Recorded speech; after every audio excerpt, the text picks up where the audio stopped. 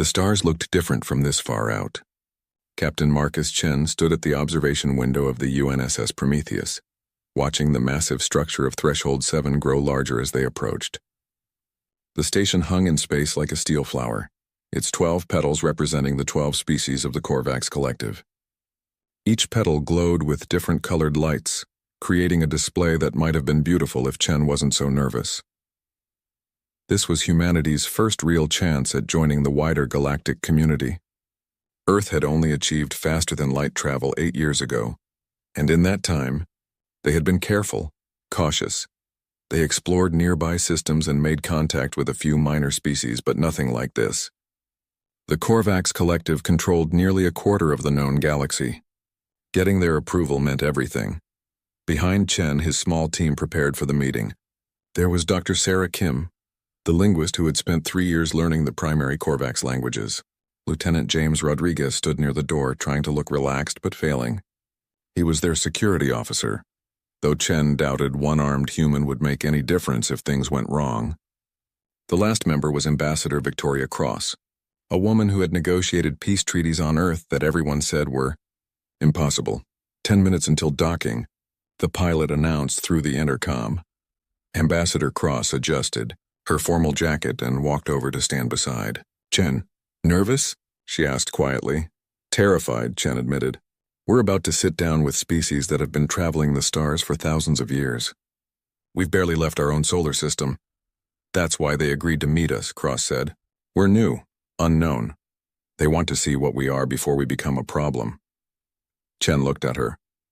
"You think they see us as a potential problem?" "Everyone is a potential problem until proven otherwise," Cross replied. "It's politics. Universal, apparently." The Prometheus shuddered slightly as the docking clamps engaged. Through the window, Chen could see Korvax security ships positioned around the station. They were sleek and dangerous looking, each one probably capable of destroying the Prometheus without effort. The message was clear: behave yourselves. The airlock cycled open with a hiss. On the other side stood 3 figures that definitely were not human. The center one was tall and thin, with skin that shimmered like oil on water. Its eyes were too large and completely black. The 2 flanking it were shorter, covered in what looked like silver fur with multiple arms folded in precise positions. "Welcome to Threshold 7, the center figure said. Its mouth didn't move, but the words appeared directly in Chen's mind. He tried not to show his surprise. "I am Coordinator Jaltos. You will follow." The walk through the station took 20 minutes. Chen tried to memorize the route, noting exits and corridors, old military habits dying hard. The walls were covered in displays showing news and information from across the collective's territory. He saw ships, planets, creatures beyond imagination. Earth suddenly felt very small. They entered a large chamber shaped like an amphitheater. 12 seats were arranged in a semicircle, each occupied by a different species. Some were humanoid, others decidedly not. One looked like it was made of living crystal. Another seemed to shift and flow like water. At the center of the semicircle was a simple table with 4 chairs for the human delegation. "Please sit," Jaltos gestured. "We have much to discuss." The next hour was careful diplomatic dancing. Ambassador Cross spoke about Earth's desire for peaceful cooperation, about what humanity could offer the collective. Chen provided details about human technology and capabilities, being honest but careful. Dr. Kim translated nuances and helped avoid cultural misunderstandings. Everything seemed to be going well. The Korvax representatives asked questions, nodded at answers, and made notes. Then one of them, a being that looked like an insect the size of a human, leaned forward. "We have a question about human biology," it said, its voice clicking and buzzing. "Your medical data shows unusual brain activity. We would like to conduct a simple test, if you permit." Ambassador Cross glanced at Chen, then nodded. "What kind of test?" "A basic psionic scan," Jaltos explained. "Standard procedure for all species entering the collective.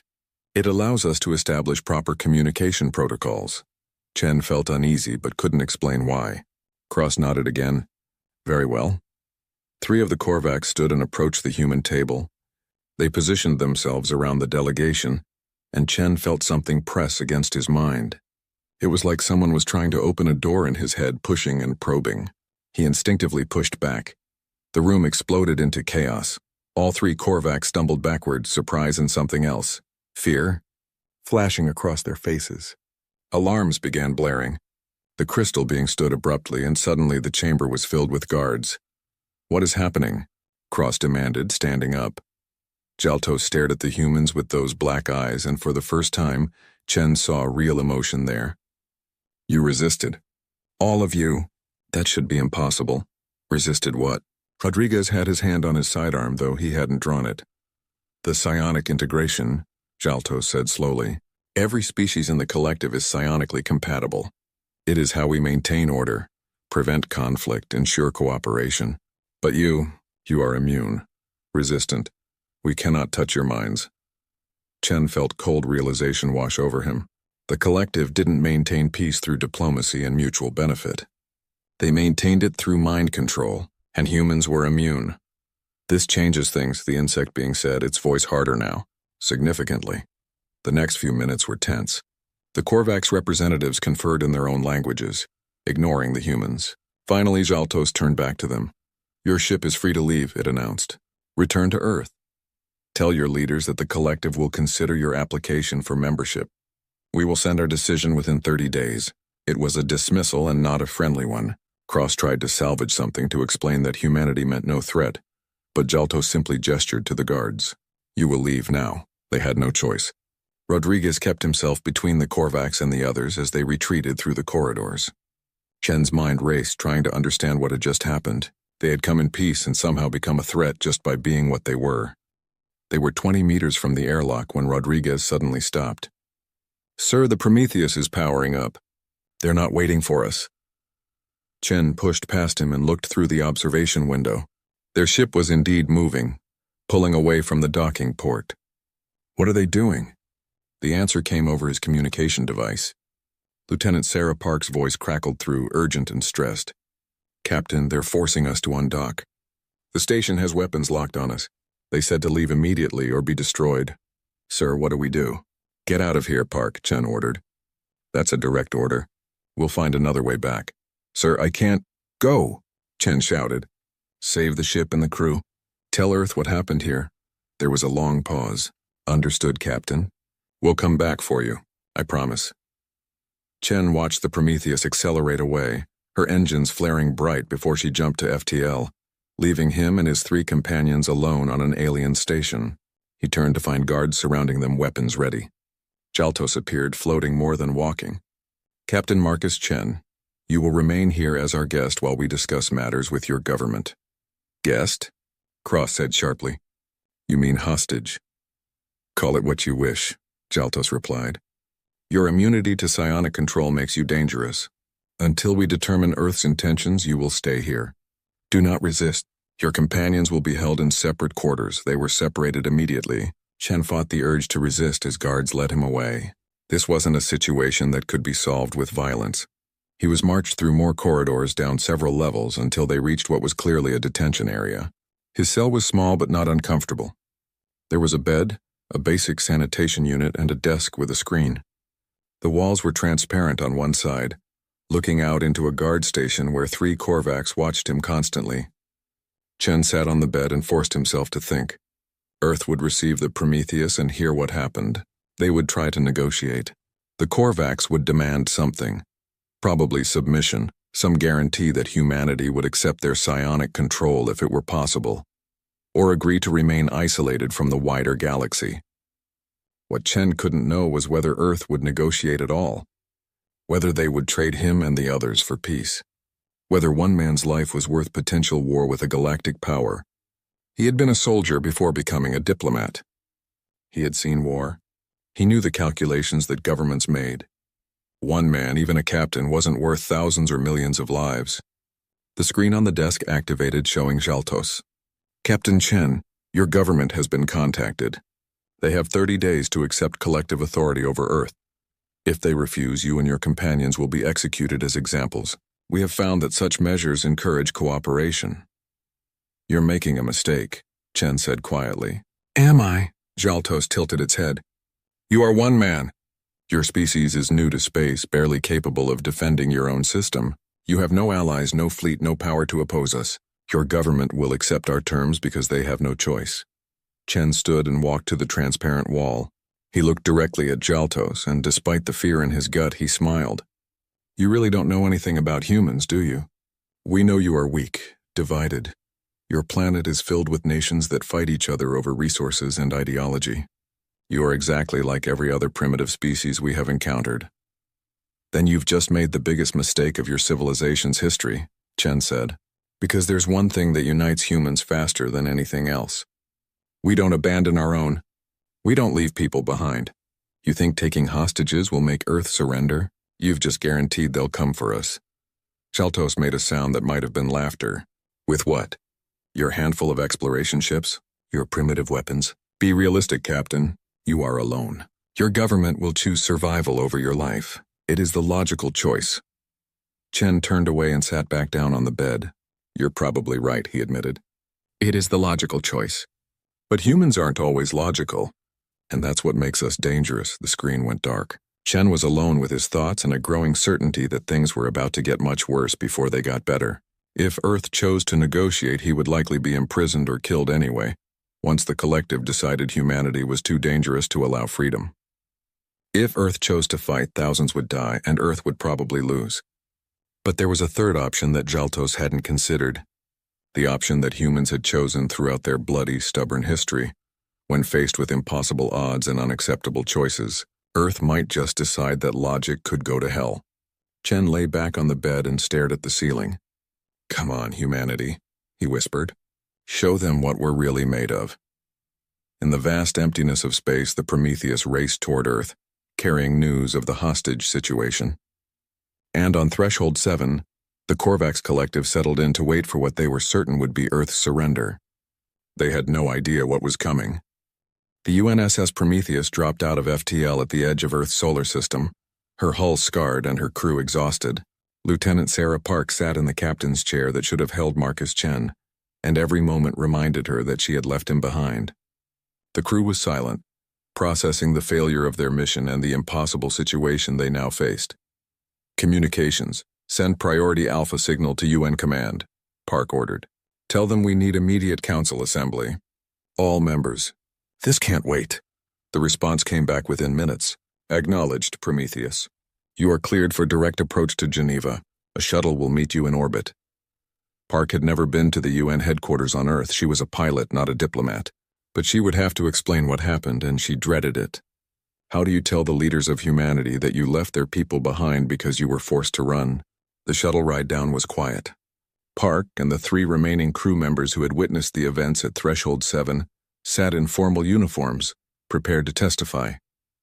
The city of Geneva spread below them, peaceful and unaware of what was coming. The UN General Assembly Hall was packed. Every nation had sent representatives.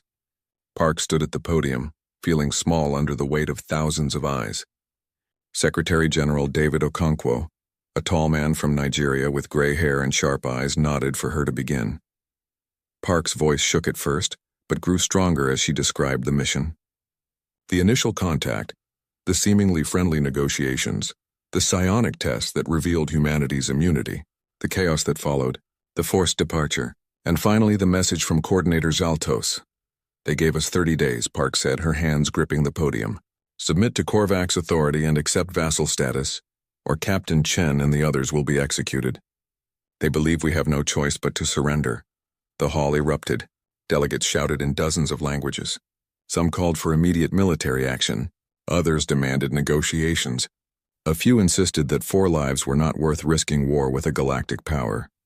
Secretary General Okonkwo let them argue for 5 minutes before slamming his gavel. Order, we will have order. The hall slowly quieted. Okonkwo looked out at the assembly, then back at Park. Lieutenant, in your professional opinion, what will happen if we attempt to negotiate? Park had been expecting this question. She had thought about it for the entire journey home. Sir, they don't want to negotiate. They want submission. The Korvax collective maintains control through psionic manipulation. They can't manipulate us. That makes us a threat. If we surrender, they will either find a way to control us or eliminate us. If we try to negotiate, they will see it as weakness and increase their demands. And if we refuse? Asked the Chinese delegate. They will kill the hostages, Park said quietly. And they will likely attack Earth as an example to other species considering resistance. Silence fell over the assembly. The weight of the situation pressed down on everyone. 4 lives against potentially billions. The logical choice seemed obvious. The Russian delegate stood. We cannot risk our entire species for 4 people. I propose we open negotiations with the Korvax. See what terms we can achieve that preserve Earth's independence while satisfying their security concerns. Several delegates nodded. Others looked uncomfortable but didn't disagree. It was logical, reasonable. The kind of decision that governments had made throughout history when faced with impossible choices. The American delegate stood next. She was young, barely 40, and known for her aggressive stance on space security. Admiral Jessica Raines had served in the Navy before entering politics. I disagree, she said flatly. Admiral Raines, the Russian delegate began. No. Raines cut him off. You're all thinking like this is a normal hostage situation. It's not. This is a test. The Korvax aren't asking if we'll submit. They're asking what we're made of. They're asking if we're the kind of species that abandons our own people when things get hard. And our answer to that question will determine how the entire galaxy treats us for generations. 4 lives, someone started. 4 lives today, Raines interrupted. But if we abandon them, how many tomorrow? How many when the Korvax decide that Earth has a resource they want? How many when they decide that humanity is too dangerous to exist and our submission wasn't enough? We set a precedent here. We show the galaxy who we are. The British delegate stood. Admiral Raines makes a point, but we must be realistic. We have 30 exploration vessels, basic defensive platforms. We have been in space for less than a decade. The Korvax Collective has thousands of ships and millions of years of experience. Military action would be suicide. Maybe, said the Brazilian delegate, standing. But my grandfather fought in World War III. He told me that there are worse things than dying. Losing your humanity is one of them. If we abandon Captain Chen, if we let fear dictate our actions, we aren't the species that reached for the stars. We're just cowards who got lucky. The debate raged for 2 more hours. Park stood at the side, watching the most powerful people on Earth argue about whether her captain was worth saving. She wanted to scream at them, to tell them that Marcus Chen had saved her life twice during the Ganymede conflict, that he was a good man who deserved better than to be a bargaining chip. Finally, Secretary General Okonkwo called for a vote. All those in favor of opening negotiations with the Korvax Collective to secure the release of the hostages while preserving Earth's independence? Hands rose. Park counted 47 votes. All those in favor of refusing Korvax demands and pursuing military options to recover our people? More hands rose. Park counted as her heart hammered. 58 votes. Okonkwo paused, looking out at the assembly. The motion for military action passes. May God help us all. He turned to Admiral Raines. Admiral, you have advocated for this action.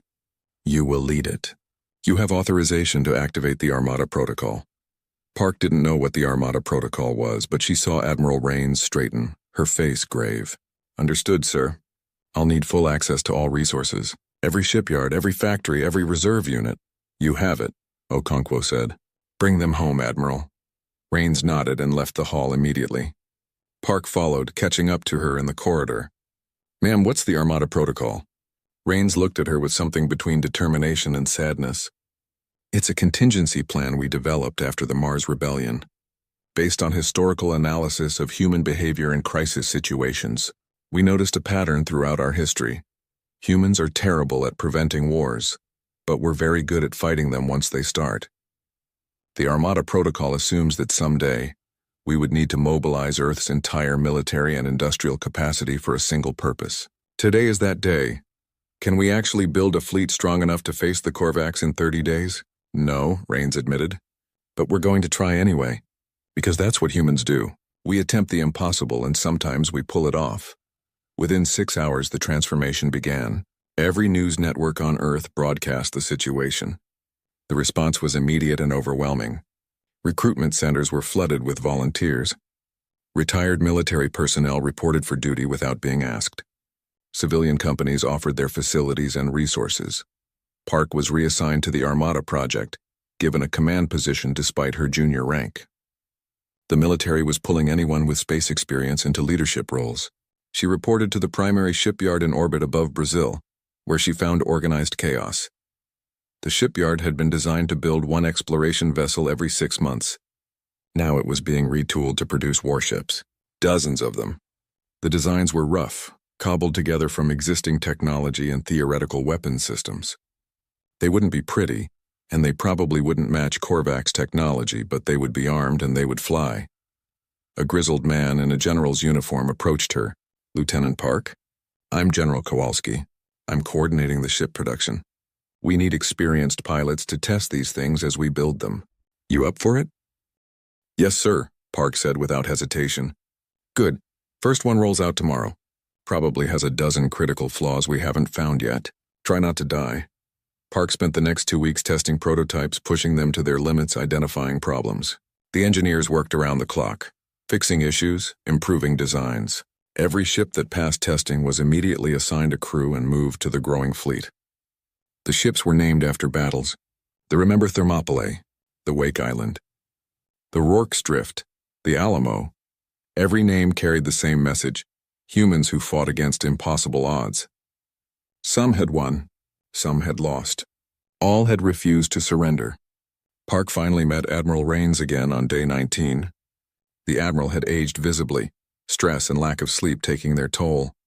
She stood on the bridge of the flagship, a massive vessel that dwarfed anything humanity had built before. It was called the Unbroken, and it looked like it could ram a planet. "Status report," Rains ordered as Park entered. "Ma'am, we have 783 vessels completed and crewed. Another 100 in final stages. All crews have completed basic training. We're as ready as we're going to be." Rains nodded slowly. "Not enough. Not nearly enough. The Korvacs will outnumber us at least 3-1, probably more. Their ships are better. Their crews are experienced. By every military metric, we should lose. But," Park prompted. "But we're not fighting for territory or resources," Rains said. "We're fighting to bring our people home. That matters. It changes things." She turned to look at Park directly. "I'm giving you command of a strike squadron. 12 fast attack ships. Your job is going to be getting to the station and extracting Captain Chen while the rest of the fleet keeps the Korvacs busy." Park felt her chest tighten. "Ma'am, I'm the one who left him behind." "I know," Rains said. "That's why you're the best person to bring him back. You won't fail twice." The next day, the UN made a public broadcast to the Korvacs Collective.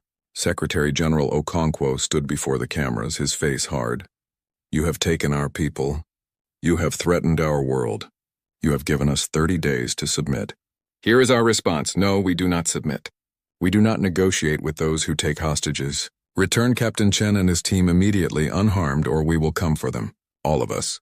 The Korvacs' response came within hours. Coordinator Zhaltos appeared on every screen, its black eyes gleaming. "You are making a mistake. You cannot oppose the collective. You have no fleet, no allies, no hope. Surrender now, or your people die and your world will face consequences." The response from Earth was not diplomatic. It was not careful. It was 800 warships launching from orbit, forming up into attack formations, their engines burning bright enough to see from the surface. And leading them was Admiral Jessica Dangerous Rose Rains, a woman who had never lost a battle she considered important. This one was important. The Armada jumped to FTL, headed for Threshold 7. Behind them, Earth held its breath and prayed. Ahead of them, the Korvacs scrambled to respond to a threat they had not anticipated. And in his cell, Marcus Chen heard alarms and felt the station shudder as ships departed to intercept. He smiled despite everything. They were coming. Admiral Jessica Rains stood on the bridge of the Unbroken and watched the stars streak past in the strange colors of FTL travel. Behind her, the largest fleet humanity had ever assembled followed in tight formation. 837 vessels crewed by over 90,000 humans who had volunteered to do something that should have been impossible. "Admiral, we're receiving intelligence updates from our scout drones," Commander Park reported. She had been promoted twice in the last 3 weeks, and Rains could see the weight of responsibility sitting heavily on her young shoulders. "The Korvacs have positioned defensive fleets at 3 strategic points along our route. They know we're coming." "Of course they do," Rains said. She pulled up the tactical display, studying the enemy positions. "They think we're going to try to punch through directly. They've set up choke points. "Are we not going through them?" asked Captain Wu, her tactical officer. Rains smiled, and it was not a pleasant expression. It was the smile that had earned her the nickname Dangerous Rose during the Mars Rebellion. Beautiful to look at, deadly to touch. "Commander Park, how many ships did we lose during the test runs through the Kepler Strait?" 37, ma'am," Park replied. The gravitational shear and radiation made it extremely dangerous. "Dangerous for us," Rains agreed. "Suicidal for them. The Korvax have better technology, but they also have better sense. They won't follow us through there." She turned to her navigation officer. "Plot a course through Kepler. We're taking the long way around." The bridge crew exchanged glances. The Kepler Strait was a region of space where 3 neutron stars created a gravitational nightmare. FTL travel through it was possible, but required constant course corrections and exposed ships to deadly radiation. It was the kind of route that military planners labeled as emergency use only and hoped they never needed. "Ma'am," Wu said carefully, "we'll lose ships. Maybe a lot of them." "We'll lose more fighting through 3 defensive fleets," Rains replied. "And we don't have time to find another route. Captain Chen and his people have been prisoners for 26 days. Every hour we delay is another hour they're in danger." She looked around at her crew. "I know what I'm asking. Every captain in the fleet knows." They volunteered anyway. We all did. The orders went out. The fleet adjusted course, angling toward the Kepler Strait. Rains watched the tactical display as the Korvax defensive positions fell behind them. There was a moment where she could see the enemy ships repositioning, trying to intercept. But they were too slow. The human fleet was already committed. The first ship entered the strait. The Valkyrie, commanded by Captain Sarah Thompson, a woman who had been retired for 5 years before volunteering. Her voice came over the fleet channel, calm and professional. "Kepler entry, this is Valkyrie. Gravitational shear is within expected parameters. Radiation levels high but manageable. We're through the first section." One by one, the ships followed. Rains gripped the arms of her chair as the Unbroken entered the strait. The ship shuddered and groaned, stressed by forces that tried to pull it in 3 directions at once. Alarms blared as radiation levels spiked. "Hull integrity at 85%, Wu reported. Shields holding." "Keep us steady," Rains ordered her helmsman. The journey through the strait took 3 hours. 3 hours of constant tension, of watching the tactical display as ships struggled through. The Achilles lost power and had to be towed by the Spartacus. The Defiant suffered a reactor breach and had to be abandoned, her crew evacuated.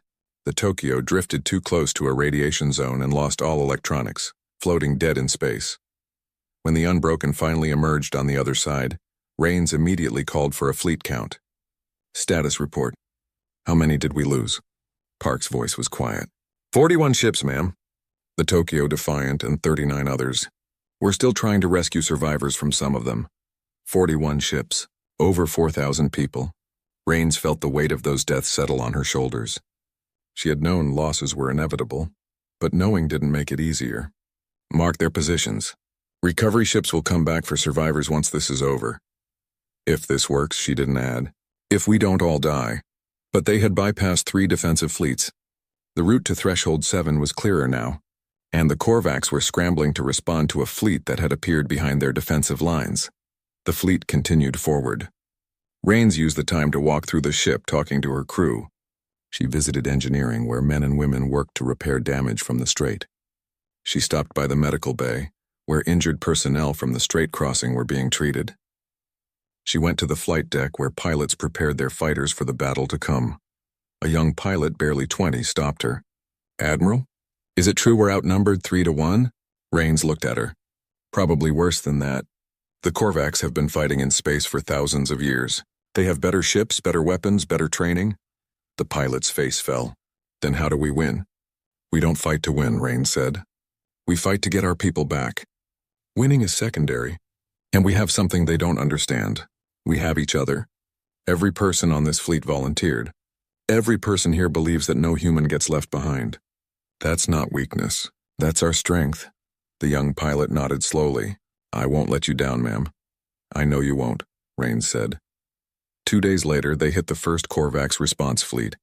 It was smaller than expected, only about 200 ships, but they were positioned perfectly to intercept. Rains studied the formation and made her decision quickly. All ships, formation Delta. Fighter wings launch and harass their flanks. Capital ships maintain course and speed. We're not stopping. Ma'am, they're blocking our path, Wu said. They're trying to, Rains corrected. Launch all fighters. Target their command ships. Make them think we're going for a direct assault. Then at the last moment, all capital ships execute Emergency Scatter Pattern 3. It was a risky maneuver. Scatter Pattern 3 involved every ship taking evasive action simultaneously, breaking formation completely, then reforming on the other side of the enemy fleet.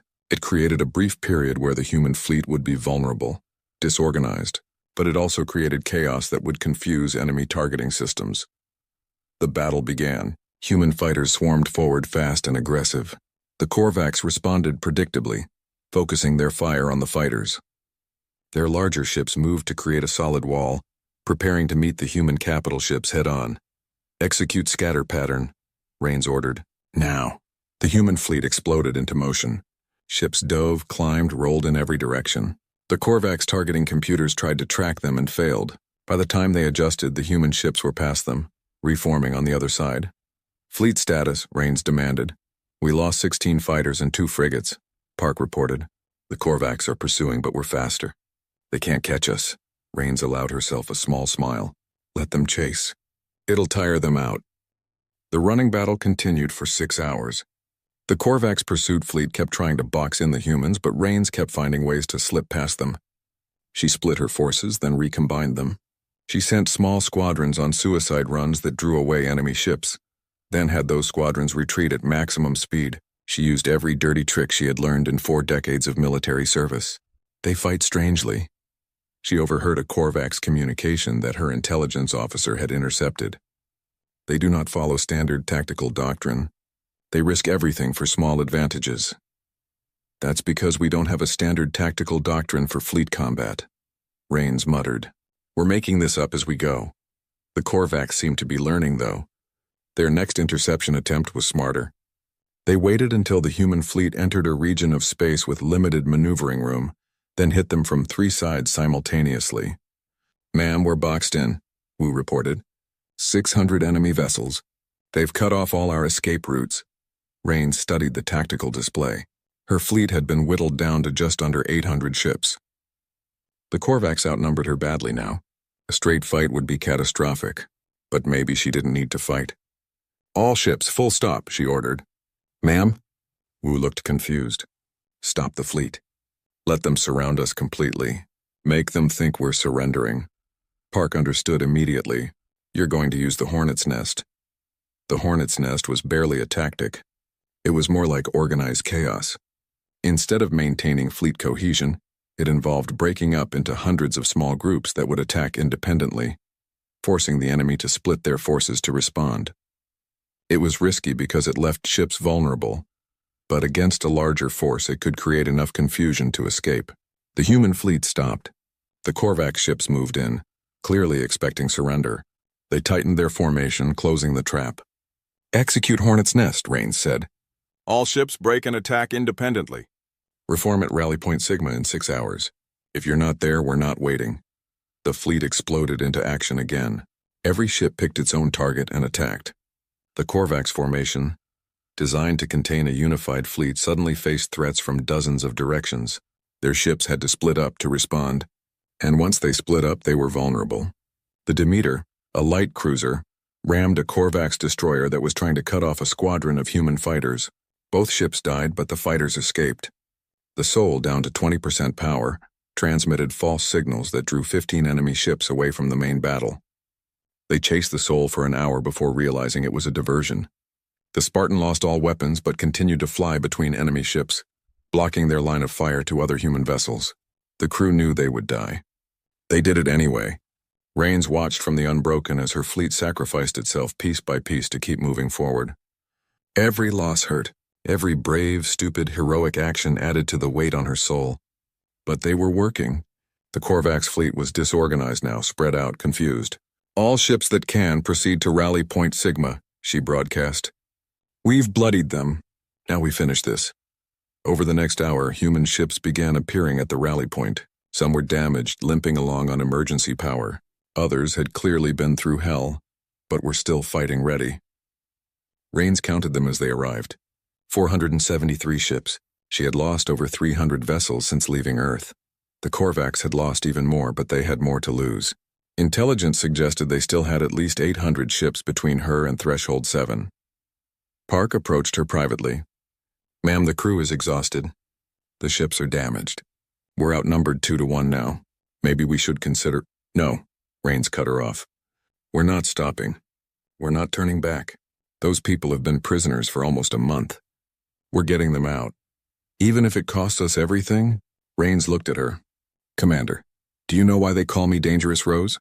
During the Mars Rebellion, I was assigned to evacuate a colony that was under attack. Standard procedure was to take the critical personnel and leave, but there were 300 civilians still trapped. My orders were clear: leave them. Saving them would cost too many lives. What did you do?" "I disobeyed orders. I took my entire fleet into a kill zone to extract those civilians. I lost half my ships. 2,000 people died to save 300.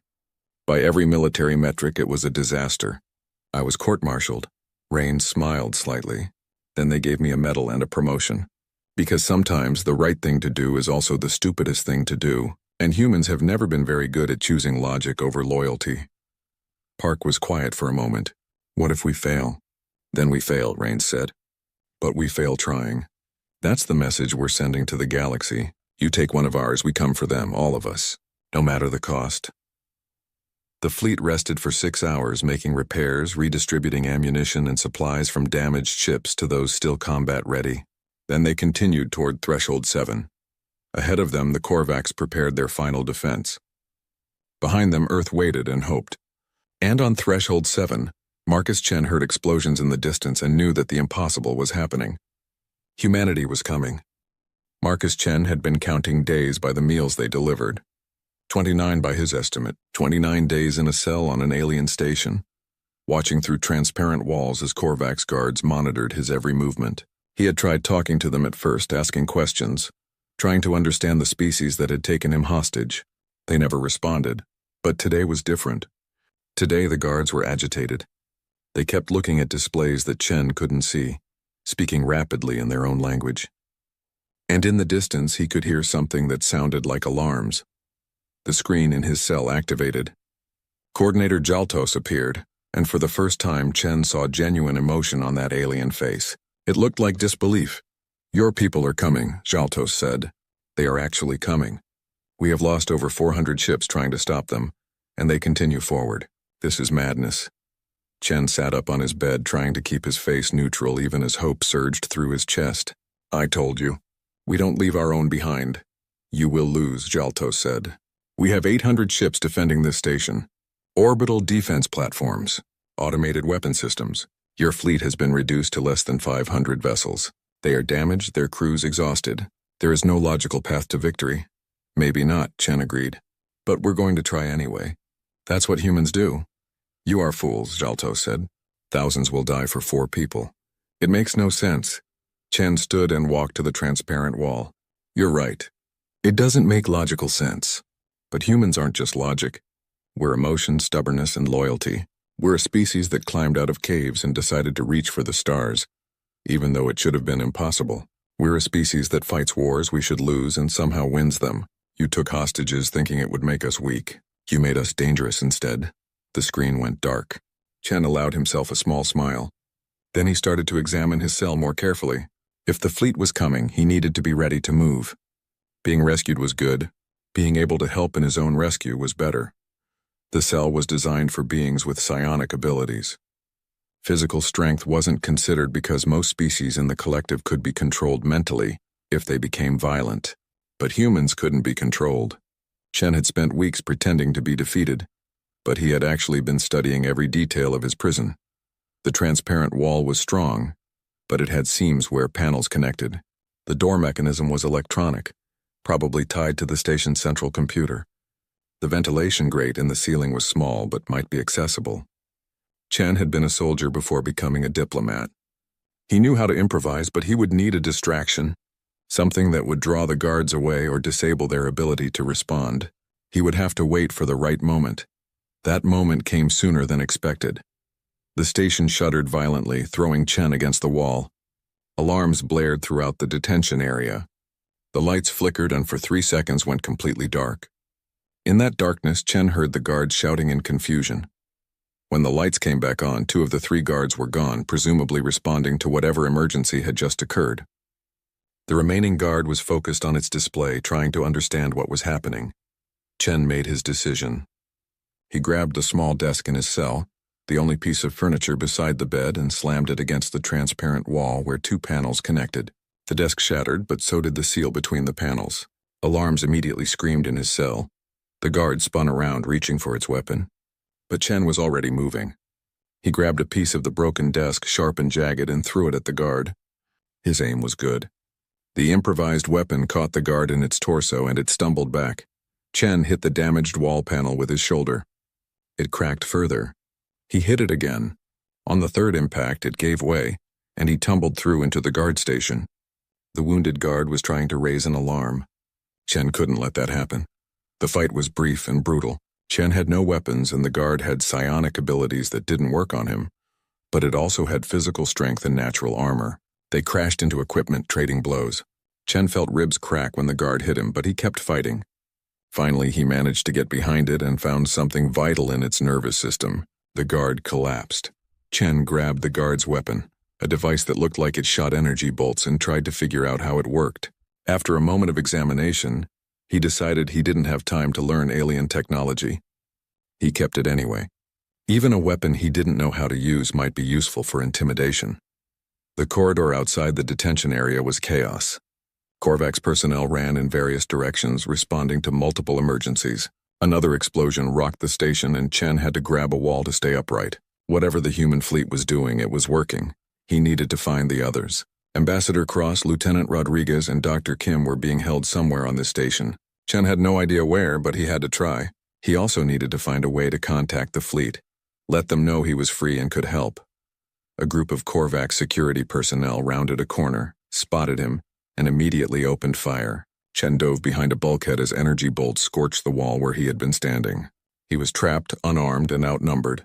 Then the station shook again, harder this time. The lights went out completely. Chen used the darkness to run, feeling his way along the wall, moving away from where the guards had been. He heard them pursuing, but they were as blind as he was. Emergency lights flickered on, dim and red. Chen found himself in a corridor lined with more cells. He looked through the transparent walls and saw beings of various species, all prisoners. In the 3rd cell, he found what he was looking for. Lieutenant Rodriguez sat on his bed but jumped up when he saw Chen. "Captain." "What's happening?" "Earth sent a fleet," Chen said. "We're getting out of here. Can you break your wall?" Rodriguez smiled. "I've been working on that for 3 weeks, sir." "Stand back." The lieutenant had apparently been more industrious than Chen. He had loosened one entire panel over weeks of careful work, hiding his progress. He pushed it out in one motion and climbed through. They found Ambassador Cross and Dr. Kim in nearby cells. Cross had a black eye and Kim's arm was in a crude bandage, but they were alive. Working together, they broke them out. "What now?" Cross asked as another explosion shook the station. "We need to get to a communication system," Chen said. "Let the fleet know we're free. Then we find a way off this station before it tears itself apart." They moved through the corridors carefully, avoiding Korvax personnel when possible. The station was falling into chaos. The human fleet's attack had clearly overwhelmed the defenders. Systems were failing. Fires burned in some sections. Chen's military training kicked in, helping him navigate using emergency markers and standard station design. They found a communication station abandoned, its Korvax operators having fled to respond to some other emergency. Dr. Kim, who had studied alien technology, worked on trying to access the system. "I think I can send a broad-spectrum signal," she said, her fingers moving over alien controls. "But I don't know if our fleet will be able to receive it." "Try anyway," Chen ordered. Kim worked for 5 minutes while the others guarded the door. Finally, she activated the system. "This is Dr. Sarah Kim, human delegation, transmitting to any human vessels. We have escaped custody and are mobile within Threshold 7. Request extraction coordinates." They waited. For 30 seconds there was nothing. Then a voice crackled through, speaking English with a familiar accent. "Dr. Kim, this is Commander Sarah Park aboard the Valkyrie. Confirm your identity." Chen grabbed the communication device. Park, this is Captain Chen. Good to hear your voice. What's your status? Captain. Park's relief was audible even through the static. Sir, we have 12 ships designated for extraction. We're fighting our way to your location now. Can you reach Docking Bay 7? Western spoke of the station, level 3. Chen looked at the station map on the display. That's halfway across the station, through areas that are probably heavily defended. It's the closest bay we can reach, Park said. Sir, the main fleet is buying us time, but we need to move fast. Can you make it? Chen looked at his team. Cross and Rodriguez nodded immediately. Kim hesitated, then nodded as well. They were injured, exhausted, and unarmed except for Chen's stolen weapon. But they were also human, and humans apparently crossed impossible distances to rescue each other. We'll be there, Chen said. Give us 20 minutes. You have 15, Park replied. After that, the Korvax are going to realize what we're doing and cut us off. Valkyrie out. Chen turned to the others. You heard her. We need to move fast. Cross, you're injured. Can you run? I can keep up, Cross said firmly. They left the communication station and headed for Docking Bay 7. The route took them through maintenance corridors and service tunnels that were less defended than main corridors. Chen led the way, using his soldier's instincts to avoid danger when possible. They encountered Korvax security twice. The first group was dealt with by Chen and Rodriguez, using surprise and desperation more than skill. The second group was larger and better prepared. They would have been caught if another explosion hadn't shaken the station, causing part of the ceiling to collapse between them and their pursuers. Whatever the fleet is doing to the station, it's tearing it apart, Rodriguez observed. Good, Chen said. Keep moving. They reached level 3 with 8 minutes to spare. Docking Bay 7 was visible ahead, but between them and safety stood a security checkpoint with at least 20 Korvax guards. Chen stopped his team and assessed the situation. They couldn't fight through that many guards. They couldn't sneak past. They needed another option. Kim, can you trigger a fire alarm or something? He asked. Create a distraction. Kim looked at a nearby control panel. Maybe. Give me a minute. She worked quickly while the others watched the guards. Chen counted seconds, knowing they were running out of time. Finally, Kim stepped back. Done. I've triggered emergency evacuation protocols for this entire section. It should route through in 3, 2, 1. Alarms blared. Automated systems announced evacuation procedures in multiple languages. The Korvax guards immediately began following their protocols, moving to evacuation positions. The checkpoint became disorganized. Now, Chen ordered. They ran. The confused guards saw them but were torn between following evacuation procedures and stopping the humans. That moment of hesitation was enough. Chen's team made it through the checkpoint and into the docking bay. The bay was a war zone. Human ships were exchanging fire with station defenses. Through the chaos, Chen saw the Valkyrie, her hull scarred but her engines burning bright. She was holding position near an airlock, taking fire to keep the extraction point open. Chen to Valkyrie, we're here, he shouted into the communication device. Confirmed, Captain, Park responded. Airlock 3, move. They ran across the docking bay as energy bolts and debris flew around them. The airlock was only 50 meters away, but it felt like kilometers. Kim stumbled and Rodriguez caught her. Cross was limping badly but refused to slow down. 20 meters, 10. Chen could see human Marines in the airlock providing covering fire. They were going to make it. A Korvax security team appeared from a side entrance, weapons raised. They had one clear shot at the running humans. Chen turned, ready to throw himself between his team and the weapons. Then the Valkyrie rotated and fired her point defense weapons into the docking bay. The Korvax security team disappeared in an explosion. Debris rained down and Chen felt something cut his leg, but he kept moving. They reached the airlock. Human hands pulled them through. The door sealed behind them with a solid thunk. All personnel secure, someone shouted. Valkyrie, punch it. The ship's engines roared and Chen felt acceleration press him into the deck. Through a viewport, he watched Threshold 7 fall away, still burning, still fighting. Commander Park appeared, helping Chen to his feet. Welcome aboard, sir. Let's go home. Chen nodded, too exhausted to speak. Around him, the extraction squadron formed up and accelerated toward the main fleet. Behind them, the battle for Threshold 7 continued. Ahead of them was Earth and safety and home. But first they had to survive the next few hours. The Unbroken shuddered as another Korvax missile struck her shields. Admiral Jessica Raines gripped her command chair and watched the tactical display as 800 enemy vessels swarmed her fleet. This was it. The final battle. Everything they had fought for, everyone they had lost, it all came down to the next few hours. Commander Park reports successful extraction, her communications officer announced. The Valkyrie and her squadron are clear of the station with all 4 hostages recovered. A cheer went up on the bridge. Raines allowed herself 3 seconds to feel relief. They had done the impossible. Captain Chen and his team were safe. But the celebration was premature. They still had to get out alive. "All ships, this is Admiral Raines," she broadcast to the fleet. "We have our people. Now we show these bastards what happens when they threaten humans. All vessels, execute Omega Protocol." Omega Protocol was the last desperate plan she had developed. It wasn't elegant. It definitely wasn't safe. But if it worked, it would let most of the fleet escape while delivering a message the Korvax would never forget.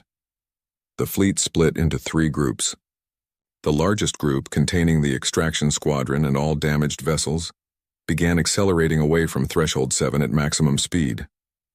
The second group, about 100 ships, positioned themselves as a rear guard, ready to delay any pursuit.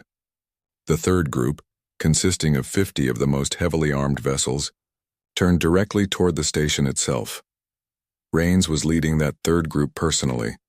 "Ma'am," Captain Wu said carefully, "Omega Protocol calls for the Admiral to command from the escape group, not the assault group." "I know what it calls for," Raines said, "but I'm changing the plan. I'll lead the assault personally." "You have command of the main fleet, Commander Park." Park's voice came through from the Valkyrie. "Ma'am, that wasn't the agreement. You were supposed to—" "I'm supposed to make sure everyone gets home," Raines interrupted. "Someone has to lead this assault, and it should be the person responsible for all of this. That's me. You have your orders, Commander. Get our people home." She cut the connection before Park could argue further. Wu started to protest, but Raines silenced him with a look. "Captain, we have work to do. All assault group vessels form up on the Unbroken. We're going to knock on their door." The 50 ships accelerated toward Threshold 7. The station was massive, bristling with weapons and protected by hundreds of Korvax warships. The tactical computer calculated their chances of survival at less than 3%. Raines ignored it. She hadn't expected to survive this mission anyway. The Korvax fleet moved to intercept, as she knew they would. They couldn't allow an assault on the station itself. That pulled them away from the escaping fleet, which was exactly what Raines wanted. "All ships weapons free. Target their command vessels first. Make them think we're trying to break their formation." The battle began in earnest. Space lit up with weapons fire as human ships clashed with Korvax defenders. The Unbroken's main guns fired continuously, each shot carefully aimed at enemy command ships. Around her, the assault group fought with desperate intensity. The Berlin took 3 direct hits and lost her main reactor. She used her remaining power to ram a Korvax cruiser, taking it down with her. The Moscow lost her engines but continued to fire, becoming a stationary fortress that absorbed enemy fire. The New Delhi launched all her remaining missiles at once, creating a wall of explosions that disrupted Korvax formations. Raines watched her assault group die, ship by ship, and each loss carved another piece out of her soul. But they were buying time. Behind them, the main fleet was pulling away, getting closer to the point where they could safely jump to FTL. "Admiral, we've lost contact with 30 ships," Wu reported. "The assault group is down to 20 vessels." "We can't maintain this. We don't need to maintain it," Raines said. "We just need 5 more minutes. Route all power to engines. We're going to ram the station." "Ma'am, you heard me. Calculate a ramming course for Threshold 7. All remaining assault ships follow the Unbroken. We're going to give them something to remember us by." The surviving ships of the assault group formed up behind the flagship. They accelerated directly toward the station, ignoring the Korvax vessels that tried to intercept them. The Unbroken took hit after hit, her shields failing, her armor burning away, but she kept going. Coordinator Jaltos appeared on the communication screen, its black eyes wide. "You are insane. You will kill yourselves." "Probably," Raines agreed. "But we'll hurt you first, and every other species in the galaxy is going to hear about this. They'll learn what happens when you threaten humanity. We don't negotiate. We don't surrender. We come for our own, and we make you regret ever touching them." She cut the connection and focused on the station growing larger in the viewport. The Unbroken was dying around her. Fires burned on multiple decks. Life support was failing. Half her crew was already dead. But the ship kept flying, kept accelerating, kept pointing at the heart of Threshold 7. All hands, this is Admiral Rains. It has been an honor serving with you. Tell Earth we did our job. Tell them we brought our people home. And tell them that humanity doesn't back down. Ever. She was 3 kilometers from the station when something unexpected happened. The Korvax fleet stopped firing. Ships began pulling back, breaking off their attack on the remaining human vessels. "Ma'am, we're receiving a transmission from the Korvax," her communications officer said, sounding confused. "They're requesting immediate ceasefire. They're offering to let the fleet withdraw. Rains didn't reduce speed. What's the catch?" "No catch, ma'am. They're withdrawing their forces. They're retreating." Rains looked at the tactical display. It was true. The Korvax ships were pulling back, opening a corridor for the human fleet to escape. She had seen enough battles to recognize genuine retreat when she saw it. But why, then, she understood. The assault group was down to 12 ships, all damaged beyond repair. But they were still coming. The Unbroken was going to hit the station in 90 seconds, and there was nothing the Korvax could do to stop it. They had killed or disabled every ship sent to intercept them. The survivors were going to ram home regardless of casualties. The Korvax had finally understood what they were facing. Not soldiers following orders. Not rational beings making calculated decisions. They were facing humans who had already decided they were willing to die if it meant completing their mission. You couldn't intimidate people like that. You couldn't negotiate with them. You could only get out of their way and hope they were merciful enough to take the victory and leave. Rains reduce speed. All assault group vessels reduce speed and match my course. Hold fire unless fired upon. She opened a channel to Threshold 7. This is Admiral Rains. We have recovered our people. We are withdrawing. Do not follow us. Do not threaten us again. If you do, we will come back, and next time we won't be here for a rescue. We'll be here for revenge.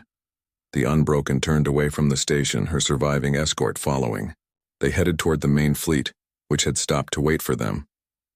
Behind them, Threshold 7 burned and the Korvax fleet watched in silence. The journey back to Earth took 12 days. They had lost over 600 ships. More than 50,000 people had died.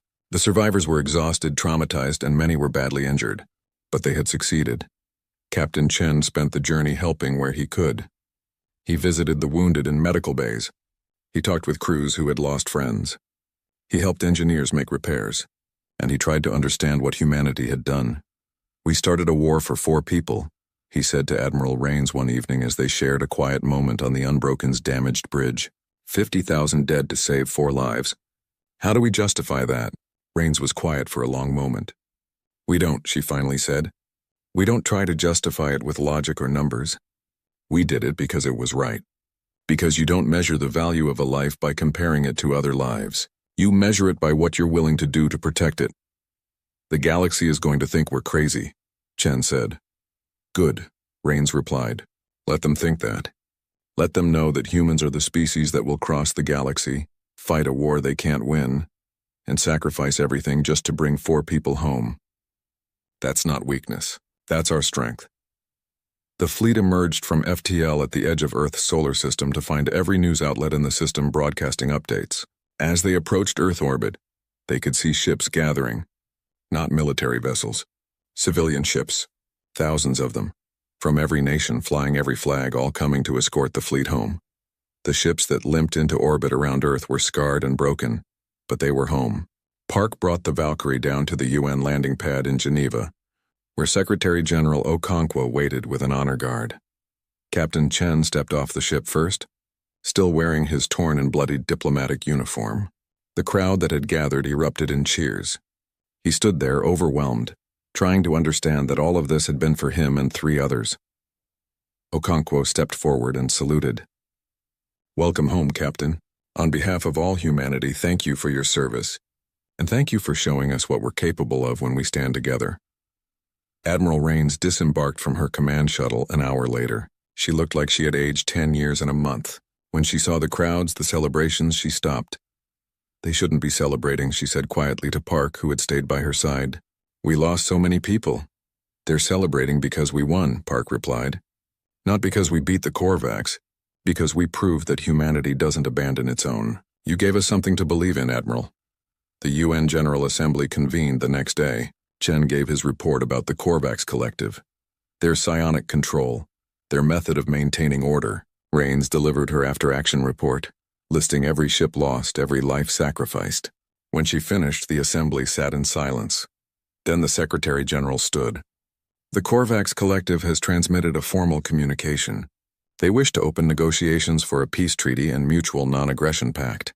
They have also made it clear that they will not interfere with human expansion into space. It seems our message was received. Over the following weeks, other alien species began making contact with Earth. Some offered alliances. Others offered trade agreements. None offered threats. Word had spread across the galaxy about the species that raised an armada to rescue 4 hostages, about the fleet that fought through impossible odds and refused to surrender even when facing certain defeat. Humanity didn't become conquerors. They didn't build an empire, but they became something else. They became the species that other species respected, the ones you didn't threaten, because you knew the response would be overwhelming and immediate. 3 months after the battle, Captain Marcus Chen stood at a memorial service for the fallen. The names were inscribed on a massive wall in orbit around Earth, visible from the surface. 53,417 names, each one representing a person who had volunteered to do the impossible. They came for me, Chen said during his speech. For 4 people they didn't know, most of them. They crossed the galaxy. They fought battles they shouldn't have won. Many of them died. And they did it because that's what humans do. We don't leave our people behind, not one. Not ever. He looked up at the memorial wall, at all those names gleaming in the sunlight. I owe them a debt I can never repay, we all do. The best we can do is make sure their sacrifice meant something. Make sure the galaxy knows what they died to prove. That humans will do anything, sacrifice everything to protect our own. Admiral Rains retired after the ceremony. She spent her remaining years writing detailed accounts of the battle, making sure every act of heroism was recorded, every sacrifice remembered. She died peacefully in her sleep at age 78 and was buried with full military honors. Her tombstone bore a simple inscription. She brought them home. Commander Sarah Park took command of Earth's expanding fleet. Under her leadership, humanity explored hundreds of new systems, made contact with dozens of species, and became a major power in their region of the galaxy. But she never forgot the lessons of the Threshold 7 campaign. The fleet remained strong, ready, and carried forward the same principle. No human gets left behind. The Armada was mothballed, but not dismantled. The ships hung in orbit around Earth, a reminder and a warning. They were maintained, kept ready just in case, and every ship bore a small plaque with the same words. They held one hostage. Earth raised an armada. We will do it again. The Korvax Collective honored their peace treaty. They never threatened Earth again. Neither did any other species that learned the story, because the galaxy had learned an important lesson about humanity. Humans might be emotional. They might be irrational. They might make decisions that defied logic and ignored good sense. But they were also loyal to a fault, brave beyond reason, and absolutely refused to abandon their own. You could negotiate with humans. You could trade with them. You could even fight them if you were foolish enough. But you could never ever take them hostage and expect them to back down, because humans didn't calculate cost-benefit ratios when their people were in danger. They didn't debate whether rescue was worth the risk. They just came. All of them. With everything they had, and heaven help anyone who stood in their way. Captain Chen lived another 40 years. He never returned to space, choosing instead to teach at the UN Diplomatic Academy. He told his students about the Korvax, about the battle, about the thousands who died to bring him home. And he always ended his lectures the same way. They came for me because I was human, not because I was important, not because I was special, just because I was one of theirs. That's not weakness. That's not foolishness. That's humanity. And if you remember nothing else from my classes, remember this. We don't leave our people behind. Not one, not ever, the galaxy learned. And humanity, the newcomers, the young species that had barely left their own solar system, became known across the stars not as conquerors or diplomats or merchants. They became known as the species you didn't threaten, The species that would cross the galaxy to save a single life. The species that turned loyalty into a weapon and stubbornness into a shield. They held one hostage. Earth raised an armada, and the galaxy would never forget. The morning alarm buzzed softly in Admiral Kane's quarters aboard the new Terra Defense Station. He stretched and looked out the massive window at the peaceful blue planet below. Ships moved slowly between the orbital docks, carrying food and supplies to the outer colonies. It was just another quiet day in the year 7025. Kane had been in the military for 30 years, but he had never seen real war. Nobody had. The last human conflict ended 5,000 years ago, back in 2025. Now, war was just something people read about in history books. The Terran Defense Corps existed mainly to help with mining operations and rescue lost ships. "Admiral, the morning reports are ready," said Lieutenant Tom Miller, walking into Kane's office with a cup of coffee and a datapad. Kane smiled and took the coffee. "Anything interesting happening in our quiet corner of space?" "Same as always, sir. 3 cargo ships arrived from the farming worlds. The mining station at Asteroid Belt 7 needs some equipment repairs. And the exploration ship Horizon found another empty solar system near the rim." Kane nodded. It was the same peaceful routine they had followed for decades. The human race had spread across 847 star systems, and every single one was calm and safe. Crime was almost zero. Conflicts were solved by talking, not fighting. It was paradise. "Oh, and sir," Miller added, "President Voss wants to have a video call with all sector commanders next week. Something about celebrating the 5,000th anniversary of the Great Peace Accord." Kane set down his coffee and picked up the datapad. The Great Peace Accord was humanity's proudest achievement. After thousands of years of wars, humans had finally learned to live without violence. They had beaten hunger, disease, and hatred. Children grew up never knowing fear. "That sounds nice," Kane said. "Schedule it for—" Suddenly, alarms began screaming throughout the station. Red lights flashed on every wall. Kane had never heard these alarms before. They were the emergency battle alerts that nobody had used in centuries. "Admiral!" shouted Sergeant Lisa Grant, running into the office. "Sir, you need to see this right now." Kane and Miller rushed to the command center. Officers were staring at their screens with shock and confusion. On the main display, massive shapes were appearing at the edge of human space. "What am I looking at?" Kane asked.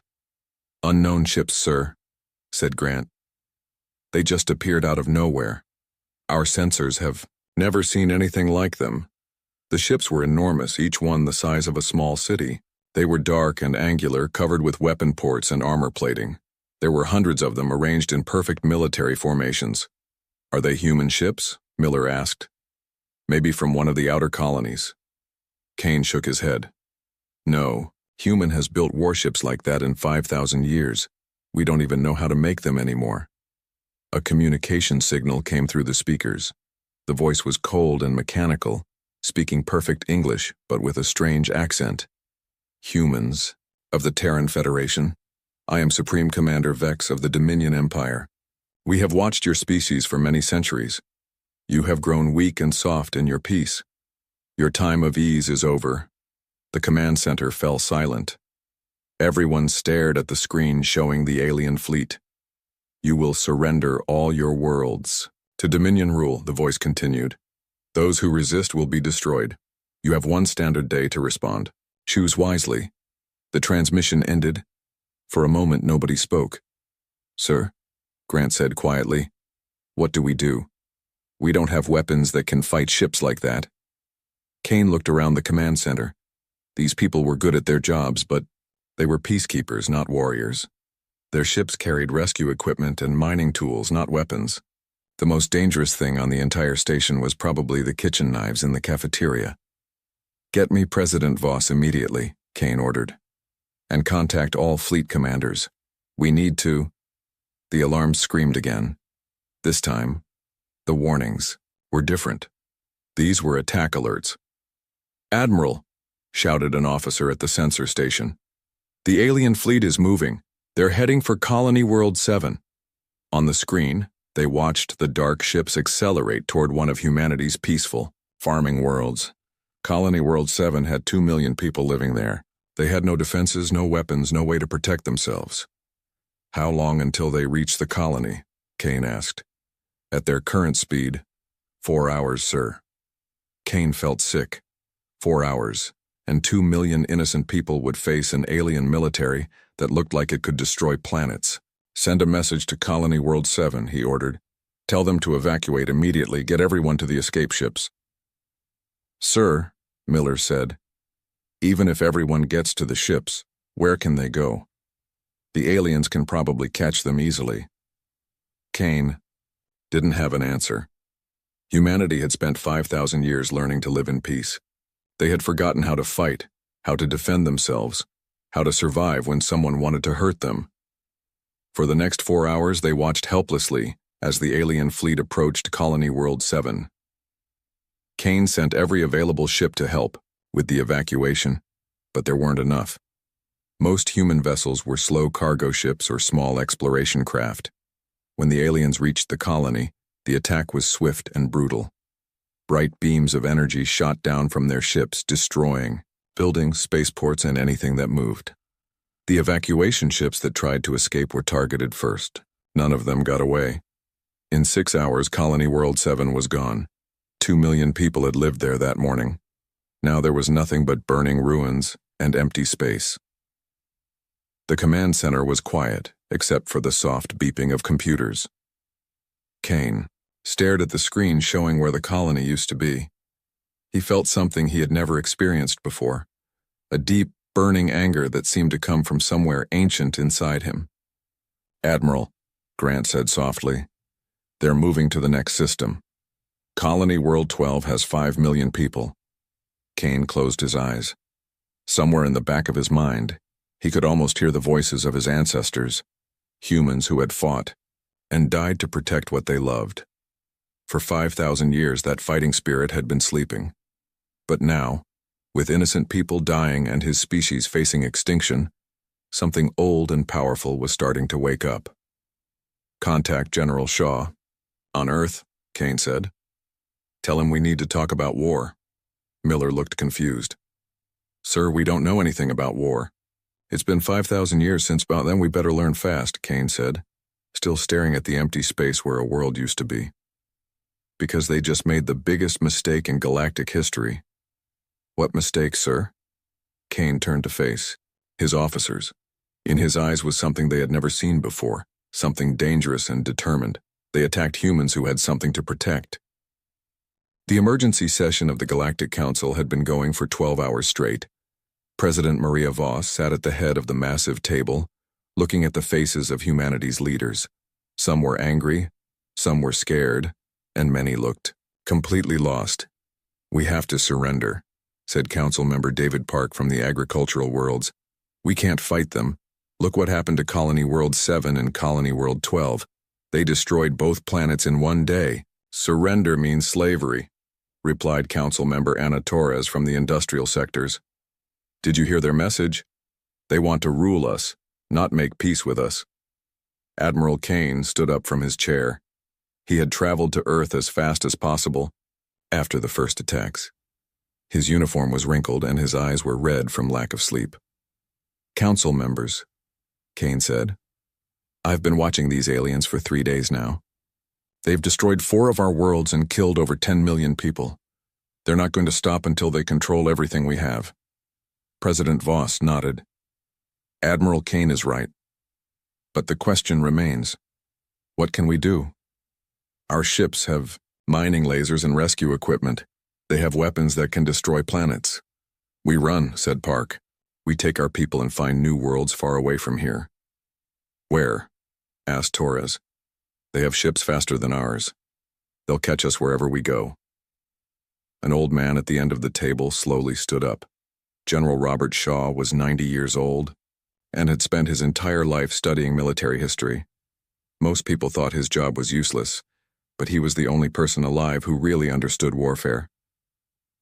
There is another option, Shaw said in his quiet voice. We fight.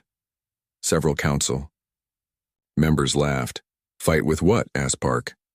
We don't have weapons. We don't have soldiers. We don't even know how to make war. Shaw walked to the center of the room. Despite his age, his back was straight and his voice was strong. That's not entirely true. We have something these aliens don't expect. What's that? Asked President Voss.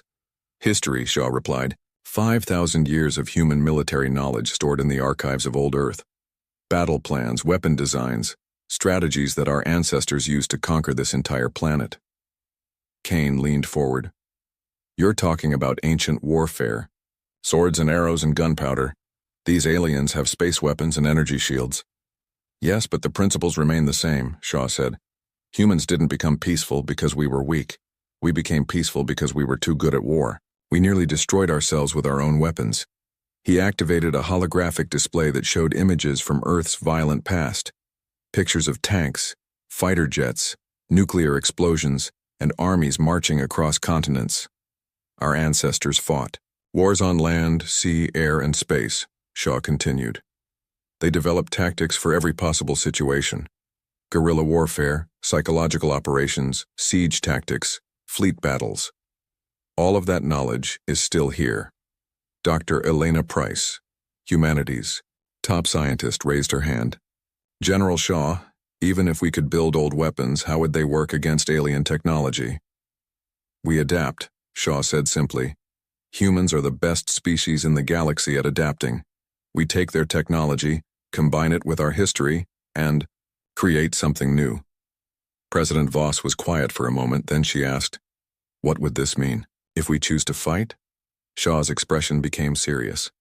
It means we stop being the peaceful humans we've been for 5,000 years. It means we remember what we were before.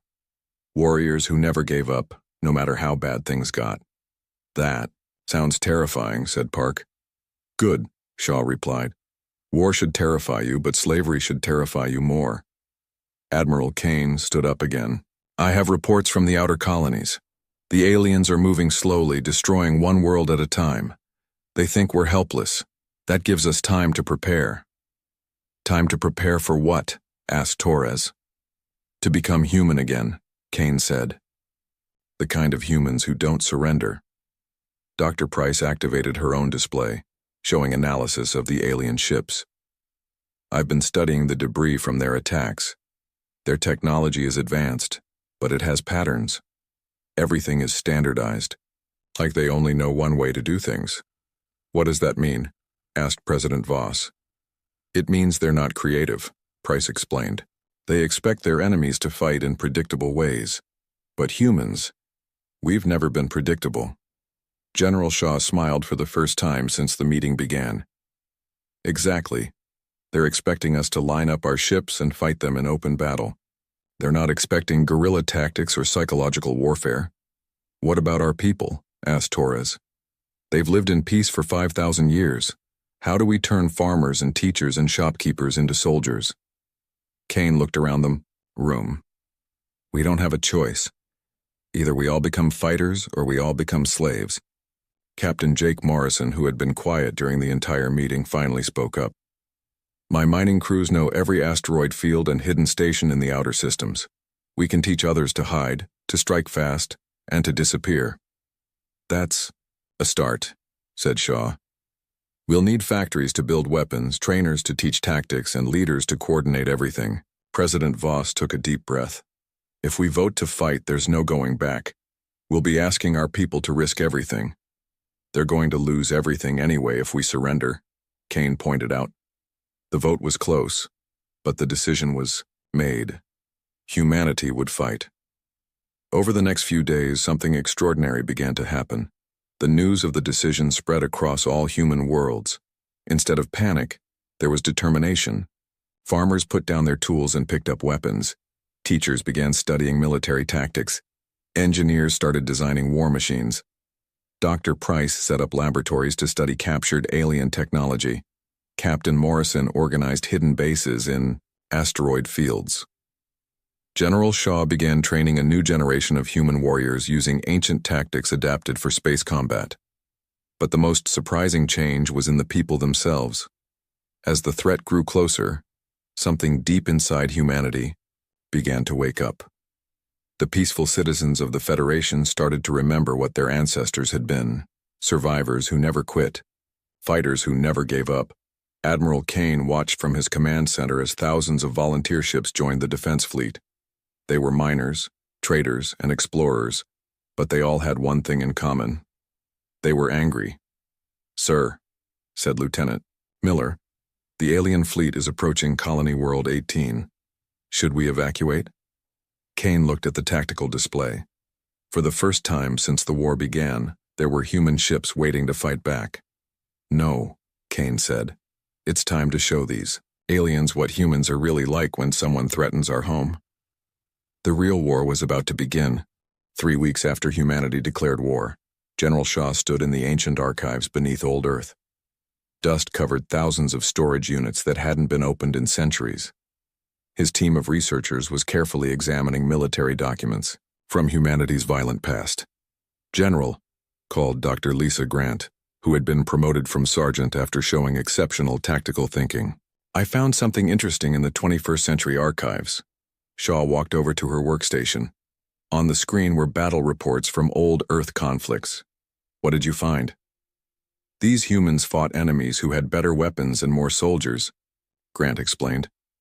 "But they won by using surprise attacks, hit-and-run tactics, and psychological warfare. They called it guerrilla fighting." Shaw nodded. "Our ancestors learned that you don't have to be stronger than your enemy. You just have to be smarter and more determined." Meanwhile, in the asteroid fields near Colony World 18, Captain Jake Morrison was putting those old tactics to use. His mining ship Rock Crusher was hidden inside a hollowed-out asteroid, along with 50 other converted mining vessels. "Remember," Morrison told his crew over the radio, "we don't try to destroy their big ships. We hit their supply convoys, damage their communication arrays, and then disappear before they can respond." Young engineer Alex Ross, who had joined Morrison's group after his homeworld was destroyed, monitored the sensors. "Captain, I'm detecting 3 alien supply ships approaching. No escort vessels." "Perfect," Morrison said. "All ships, this is your first real combat.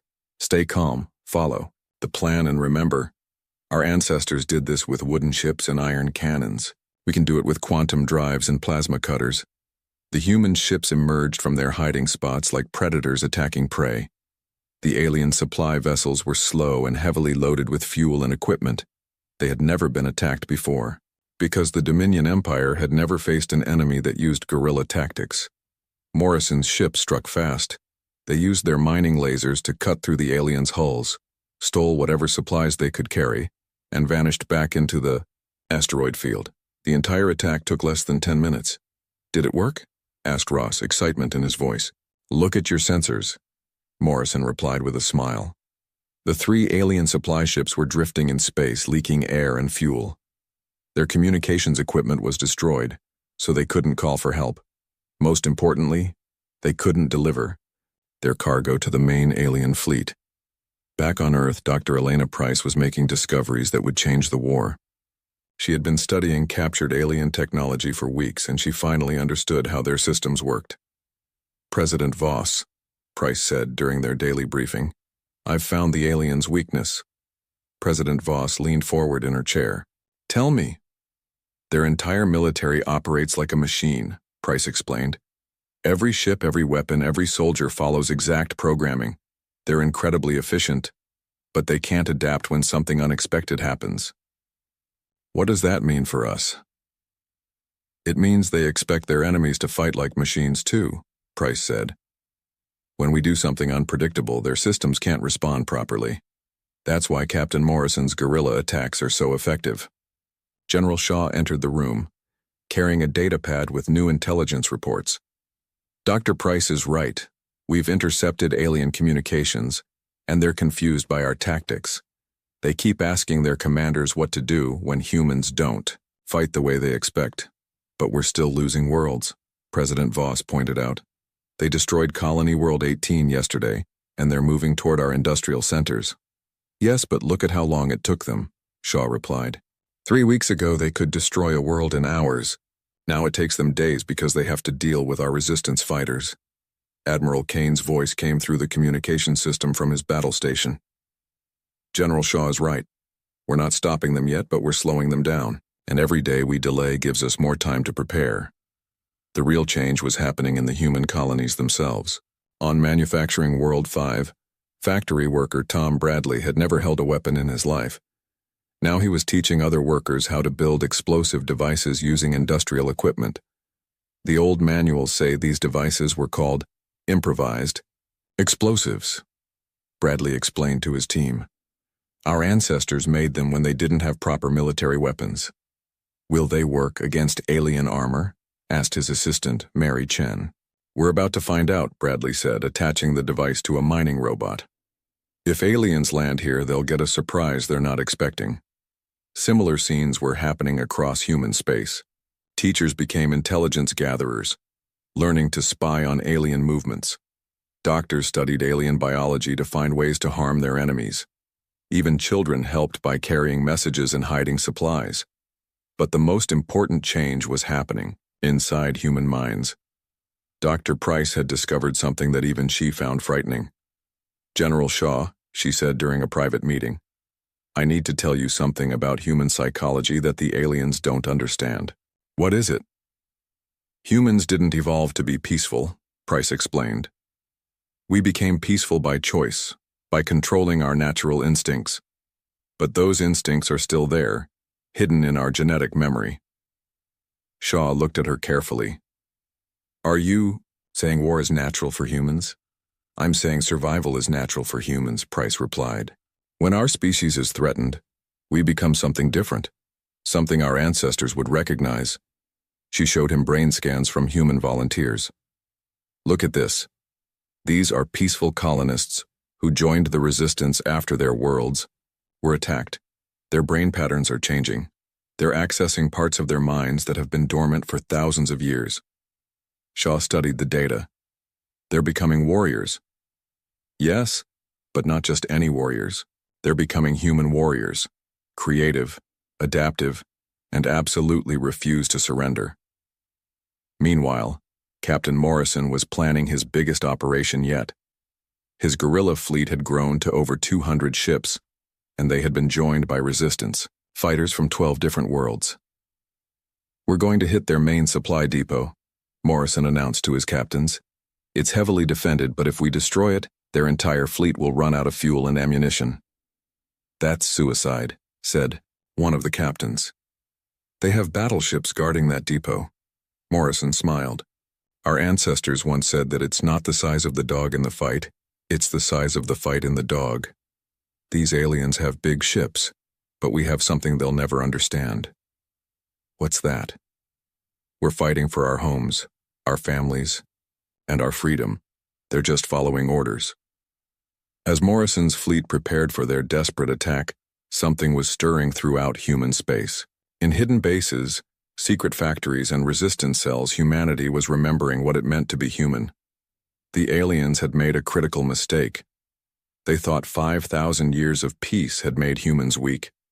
They didn't realize that peace had simply given humans time to become more dangerous than ever before. The real war was about to begin. Supreme Commander Vex stood on the bridge of his flagship, the Dark Conquest, watching his fleet prepare for the final assault.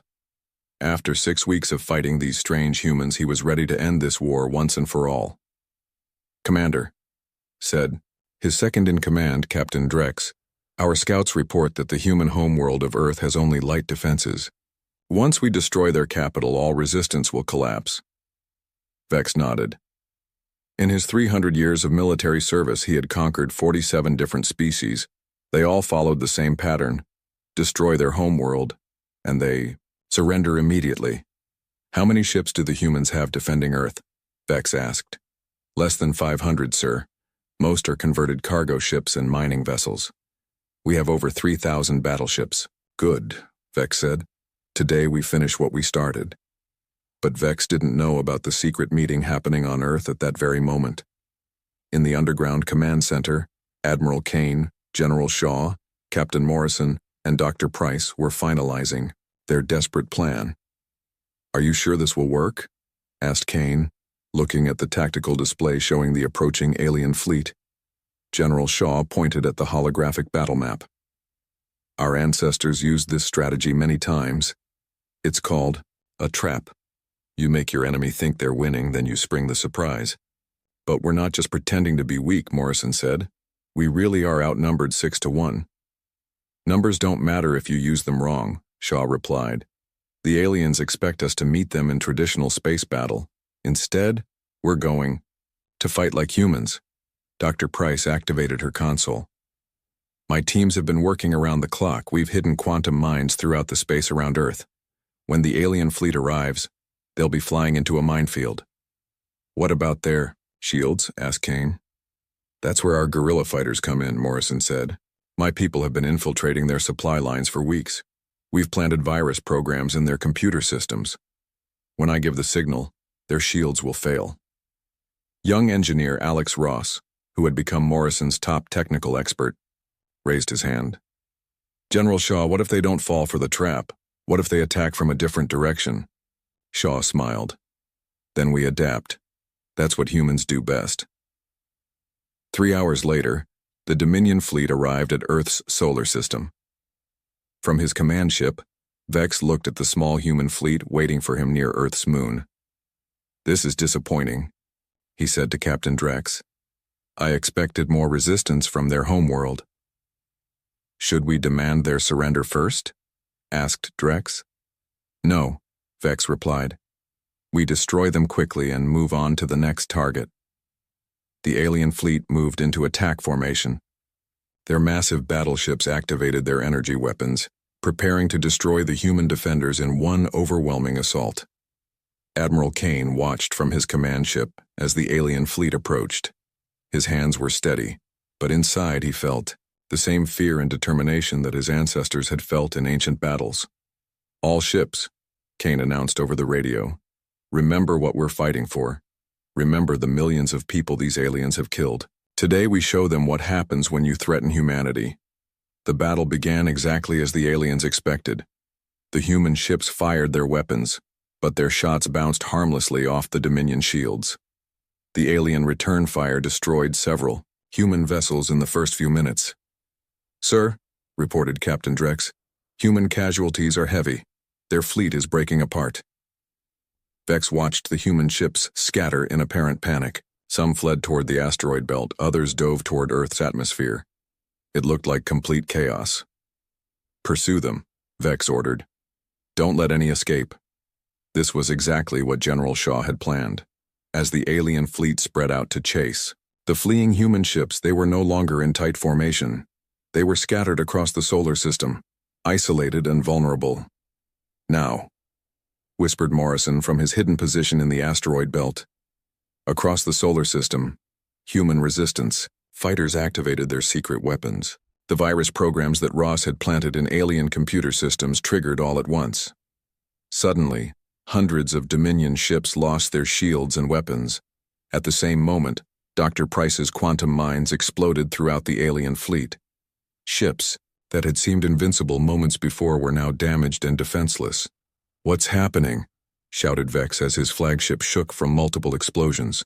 Sir, our shields are down. Our weapons are offline. We're detecting explosions throughout the fleet. Vex couldn't believe what he was seeing. The scattered human ships had suddenly turned around and were attacking his disabled vessels. But these weren't the same humans who had fled in panic. These ships moved with precision and coordination, striking at exactly the right targets. Captain Morrison led a group of converted mining ships against a cluster of alien battleships. His vessels were much smaller, but they were fast and agile. They darted between the giant alien ships like wolves attacking elephants. Target their engine sections, Morrison ordered. Remember, we don't need to destroy them. We just need to stop them. The mining lasers that had once cut through asteroids now sliced through alien hull armor. The ships that had been tools of peace were now weapons of war. On another part of the battlefield, Dr. Grant led a squadron of fighters in a direct assault on the alien command ships. Her pilots were teachers, farmers, and shopkeepers who had learned to fly military tactics from ancient Earth manuals. Stay together, Grant radioed to her squadron. Use the gravity of the moon to increase your speed, just like the old fighter pilots did in atmospheric combat. The human fighters moved in formations that the aliens had never seen before. They used planets and asteroids as cover, attacked from unexpected angles, and coordinated their strikes with deadly precision. But the most shocking moment came when Admiral Kane's flagship approached Vex's command ship directly. The two largest vessels in the battle faced each other across empty space. "Human commander," Vex broadcast on all frequencies, "your tactics are impressive, but you cannot defeat the entire Dominion Empire. Even if you win today, we will return with 10 times as many ships." Kane's reply echoed across the battlefield. "Commander Vex, you made one critical mistake. You thought 5,000 years of peace made us weak. You didn't realize it gave us time to become more dangerous than we've ever been." "Impossible," Vex said. "No species can change that much." "You're about to find out what humans are really like," Kane replied.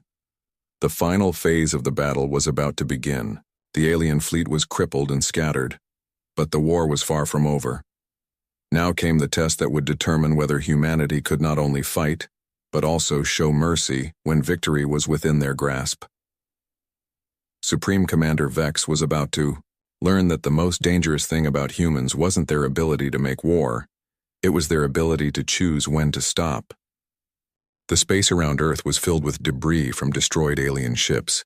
Supreme Commander Vex's flagship was badly damaged, its weapons offline and engines failing. Around him, the mighty Dominion fleet was in ruins. But Vex was not ready to surrender. In 300 years of conquest, he had never been defeated. He activated his personal communication system and sent a message to the entire Dominion Empire. "All Dominion forces, this is Supreme Commander Vex. Send reinforcements to the human home system immediately. Bring every available ship. These humans must be destroyed." Admiral Kane intercepted the message from his command ship. He looked at the tactical display showing the scattered alien fleet. Many ships were disabled, but some were still fighting. "General Shaw," Kane said over the radio, "we've won this battle, but the war isn't over. If more alien fleets come, we might not survive the next attack." Shaw's voice crackled through the speakers. "Admiral, there's something I need to tell you about human warfare. The greatest victories come not from destroying your enemy, but from making them choose to stop fighting." "What do you mean?" "Watch and learn," Shaw replied. Meanwhile, Captain Morrison was leading a boarding party onto one of the damaged alien ships. His team included Alex Ross and several other volunteers who had never been soldiers before the war started.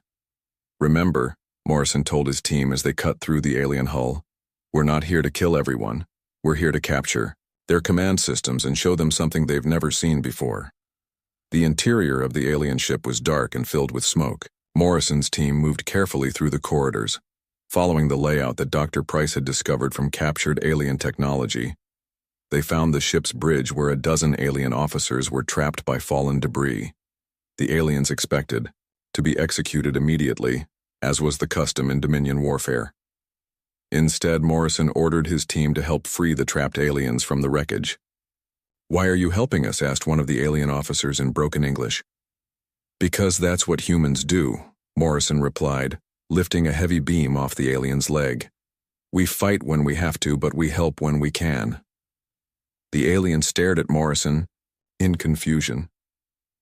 In Dominion culture, enemies were never shown mercy. Weakness was punished by death. Back on Vex's flagship, the Supreme Commander was watching his fleet fall apart around him. More than half of his ships were destroyed or disabled. His communications with the Dominion Empire had been cut off by human jamming systems. "Sir," said Captain Drex, "we should retreat. We can regroup and attack again with a larger force." "No," Vex said firmly. "I will not be the first Dominion commander to retreat from an inferior species." Dr. Grant's fighter squadron had surrounded Vex's command ship. Instead of attacking, she sent a communication request. "Supreme Commander Vex, this is Commander Grant of the Terran Defense Corps. I want to talk." "There is nothing to discuss," Vex replied. "Surrender or be destroyed." "Actually," Grant said, "I have a better offer. Single combat. You and me. If I win, your fleet leaves human space forever. If you win, we'll discuss surrender terms." Vex was intrigued. Single combat was an honored tradition in Dominion culture. It was also his specialty. He had never lost a personal duel. You would risk everything on single combat? Vex asked. That's what humans do, Grant replied. We bet everything when it matters most.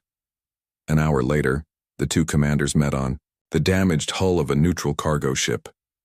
The entire battle fleet from both sides watched as they faced each other in the vacuum of space, wearing combat suits and carrying energy weapons. Vex was larger and stronger than Grant. He had decades of combat experience. His weapon was more advanced. By every logical measure, he should have won easily. But Grant had something Vex didn't understand. She was fighting not just for victory, but for the survival of everyone she loved. When the duel began, she moved with a desperation and creativity that the alien commander had never encountered. The fight was brutal and lasted for 20 minutes. Both warriors were wounded and exhausted. Finally, Vex managed to disarm Grant and knock her down. He stood over her, ready to deliver the killing blow. You fought well for a human, Vex said, but you were never strong enough to defeat the Dominion. Grant looked up at him and smiled. I was never trying to defeat the Dominion. I was trying to save it. What do you mean? Look around you, Grant said, gesturing at the space battle around them. Your ships are destroyed. Your fleet is beaten. But my people aren't killing your survivors. We're rescuing them. Vex turned to look at the battlefield. To his amazement, he saw human ships pulling alien survivors from damaged vessels. Medical teams were treating wounded aliens alongside wounded humans.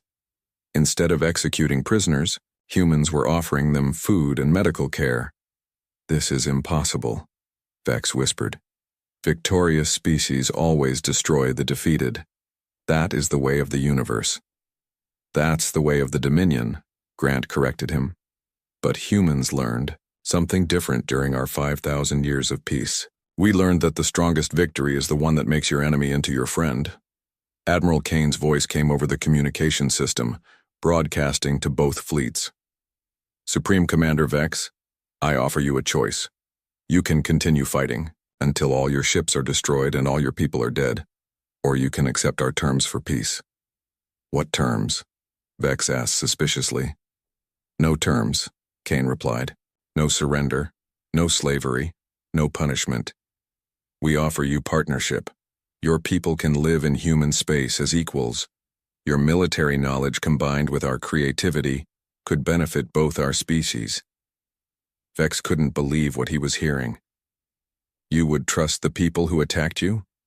We would trust the people who are brave enough to choose peace over war, Kane said. The question is, are you that brave? For the first time in his life, Supreme Commander Vex felt something he had never experienced before. Doubt. Not doubt about his ability to fight, but doubt about whether fighting was the right choice. He looked at Grant, who was still lying wounded at his feet. Instead of fear or hatred, her eyes showed only hope. If I accept your offer, Vex said slowly, what happens to my fleet? My soldiers? They become part of something new, Grant replied, struggling to sit up. The Galactic Peace Corps. Instead of conquering worlds, we protect them. Instead of destroying species, we help them grow. Vex was quiet for a long moment. Then he did something that shocked his entire fleet. He offered his hand to help Grant stand up. I have spent 300 years learning how to make war, Vex said. Perhaps it is time I learned how to make peace. The war was over, but more importantly, it was the beginning of something that had never existed before, a partnership between two species that chose cooperation over conquest. 6 months later, Admiral Kane and Supreme Commander Vex stood together on the bridge of the first joint human-alien peacekeeping ship. They were heading to a distant galaxy where a new conflict threatened innocent lives. You know, Vex said, I still don't understand how you humans think. You had the chance to destroy us completely, but instead you made us stronger. Kane smiled. That's the secret of human warfare, Vex. We don't fight to destroy our enemies, we fight to protect what we love. And sometimes the best way to protect what you love is to help your enemy learn to love it too. The ship jumped to hyperspace. carrying its crew of humans and aliens toward their first mission as guardians of galactic peace. Humanity had won the war not by becoming monsters but by remaining human,